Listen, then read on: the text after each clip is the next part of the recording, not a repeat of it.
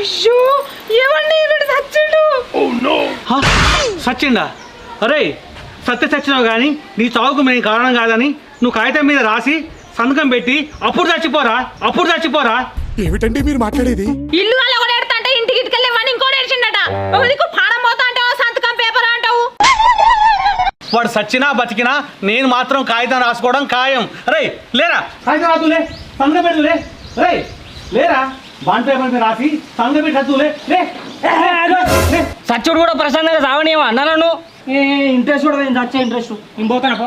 నాకు ఇంట్రెస్ట్ పోయింది, నాకు ఇంట్రెస్ట్ లేదు. Bond paper